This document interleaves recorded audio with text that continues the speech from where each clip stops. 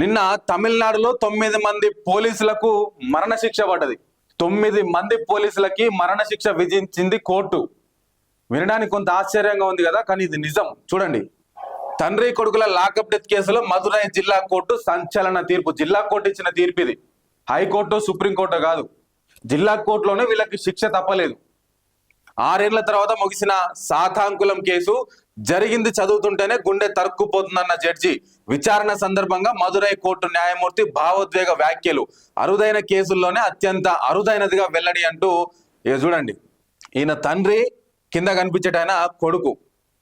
వాస్తవానికి ఏం జరిగిందంటే కరోనా టైంలో ఏం జరిగింది అంతా కూడా లాక్డౌన్ మయం అయిపోయింది. ఎవరు కూడా బయటికి రావట్లేదు.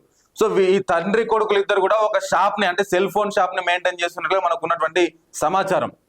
కరోనా టైంలో సెల్ ఫోన్ షాప్ ను నిబంధనలకు విరుద్ధంగా ఓపెన్ చేసి ఉంచారు అని చెప్పేసి తండ్రి కొడుకులు ఇద్దరిని కూడా పోలీసులు అరెస్ట్ చేసి కేసు పెట్టి వాళ్ళ అదుపులోకి తీసుకున్నారు. సో అది చిలికి గాలివనలాగా ఎట్లా మారింది పాపం. వాళ్ళిద్దరిని కూడా హింసించి కొట్టి లాకప్ డెత్, అంటే వాళ్ళ చేతిలో చనిపోయే విధంగా పోలీసులు హింసించిండ్రు. ఈ 9 మంది వాళ్ళ ఫోటోలు ఇవ్వలేదు కానీ మనకి నిన్న సోషల్ మీడియాలో వచ్చినాయి వాళ్ళ ఫోటోలు కూడా. ఆ 9 మంది వాళ్ళని నరక యాతన చూపించి వాళ్ళిద్దరిని కూడా లాకప్ డెత్ లో చంపేసిండ్రు. సో అప్పటి నుంచి కూడా ఆ కేసు నడుస్తానే ఉన్నది. వాళ్ళ కుటుంబ సభ్యులు అంటే ఈయన భార్య కావచ్చు, ఈయన తల్లి కావచ్చు, ఆమె కోర్టును ఆశ్రయించి మా వారికి అన్యాయం జరిగింది, నా కొడుకు నా భర్తకు అన్యాయం జరిగింది, న్యాయం చేయండి మహాప్రభు అని చెప్పేసి కోర్టును ఆశ్రయించింది. కోర్టు వాదనలు విన్న అనంతరం నిన్న సంచలన తీర్పిచ్చింది అనుకోండి. ఎవరైతే 9 మంది పోలీసులు ఉన్నారో లాకప్ డెత్ కు సంబంధించి వాళ్ళని అరెస్ట్ చేసినప్పటి నుంచి కావచ్చు, లేదా వాళ్ళని చంపడానికి సహకరించిన ప్రేరేపించబడ్డ ఎవరైతే ఆ 9 మంది ఉన్నారో 9 మందికి నిన్న కోర్టు మరణశిక్ష విధించింది. ఎస్, మీరు విన్నది నిజమే, మరణశిక్ష విధించింది. వాళ్ళకి మరణశిక్ష విధించడమే కాదు, దాంట్లో ఉన్నటువంటి A1 A2 దగ్గర నుంచి 1,45,00,000 రూపాయలు వసూలు చేసి ఈ తల్లికి అందించబోతున్నారు. అంటే ఈయన భార్యకి, ఈయన తల్లికి, అంటే ఈ ఆమెకి ఇప్పుడు ఆధారం ఏమీ లేదు పని చేసుకోవడానికి.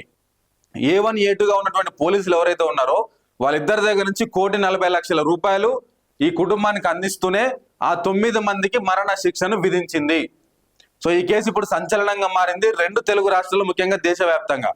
ఎందుకనంటే ఈ లాకప్ డెత్ కేసుకు సంబంధించి ప్రస్తుతం మన రాష్ట్రంలో జరుగుతున్నటువంటి కేసు ఏదైనా ఉంది అని అంటే కోదాడ కర్ల రాజేష్ లాకప్ డెత్.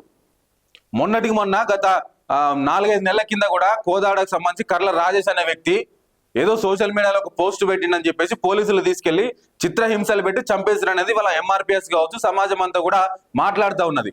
దాని మీద కూడా కేసులు జరుగుతున్నాయి, కోర్టుకు పోయింది, మానవ హక్కుల కమిషన్ స్పందించింది, SC/ST కమిషన్ స్పందించింది. సో ఈ లాకప్ డెత్ మీద మందకృష్ణ మాదిగ కూడా సవాల్గా తీసుకున్నాడు ఈ కేసుని, ఇట్లాంటిది ఇంకెవరికి జరగకూడదు అని చెప్పేసి. సో ఆ కేసు జరుగుతూ ఉన్న క్రమంలో ఇట్లాంటి తీర్పు రావడం అనేది కొంత సంచలనంగా మారింది. పోలీసుల్లో కాస్త వణుకు కూడా పుడతా ఉన్నది. ఇవాళ అంతకుముందు మరియమ్మ లాకప్ డెత్ కేసు అట్లనే అయిపోయింది కదా, కోదాడ కర్ల రాజేష్ లాకప్ డెత్ అట్లనే అయిపోయింది. రాష్ట్రంలో ఇట్లా సమస్యలు ఉంటాయి, ఈ తీర్పు అనేది వాళ్ళ చెంపపెట్టులాగా మారింది. సో దీంతో ఇప్పుడు కర్ల రాజేష్ లాకప్ డెత్ కు సంబంధించి కేసు ఒక కొలిక్కి రావడానికి ఇది ఒక ఆధారంగా మారిపోయింది. సో ఏది ఏమైనా కూడా పోలీసులకే మరణశిక్ష పడడం అనేది కొంత చర్చనీయాంశంగా మారింది, సంచలన విషయంగా కూడా మారింది. సో చట్టాలు కూడా ఇంత కఠినంగా పనిచేస్తాయా, చట్టాలు కూడా సామాన్యులకు ఇంత అనుకూలంగా పనిచేస్తాయా అనే దానికి ఈ ఘటన ఒక నిదర్శనం.